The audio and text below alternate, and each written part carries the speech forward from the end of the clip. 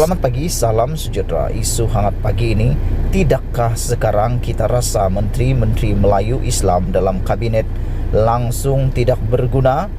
Berita sepenuhnya. Dilaporkan bahawa kabinet telah membuat ketetapan bersetuju untuk membenarkan syarikat pengeluar wiski jenama tempatan Timah untuk mengekalkan nama berkenan.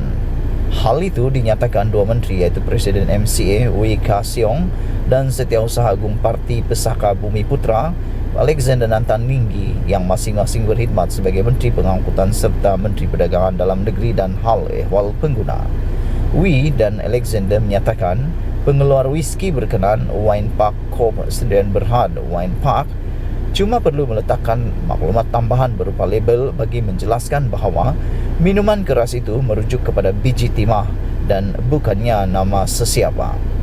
Dalam satu kenyataan berbahasa China di laman Facebooknya hari ini, Wee berkata kabinet telah menyelesaikan kontroversi itu. Dalam beberapa mesyuarat kabinet baru-baru ini, anggota Jemaah Menteri membincangkan perkembangan terkini isu timah. Saya gembira insiden ini berjaya diselesaikan selaras dengan semangat keluarga Malaysia. Timah tidak perlu menukar namanya, kata beliau. Sementara itu, Alexander yang dipetik Sinchu Daily memberitahu beliau telah berjumpa dengan pengeluar alkohol terbabit dan berbincang mengenai cara menyelesaikan isu berkenan. Saya kemudian membentangkan cadangan syarikat itu kepada kabinet dan kabinet bersetuju dengannya. Alexander dipetik sebagai berkata, akhir Oktober lalu, Timbalan Presiden PAS Tuan Ibrahim Tuan Man memaklumkan kabinet buat keputusan bahawa sebarang pengeluaran minuman keras di negara ini tidak boleh menimbulkan keresahan rakyat dalam konteks sama ada berkaitan bangsa atau agama.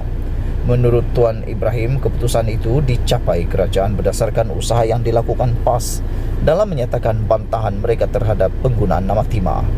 Pada 18 Oktober pula, Dewan Ulama PAS Pusat mencadangkan agar syarikat pengeluar wiski timah ditutup dengan alasan untuk mengelakkan duluan sehingga menyebabkan munculnya syarikat lain mengeluarkan minuman keras baru.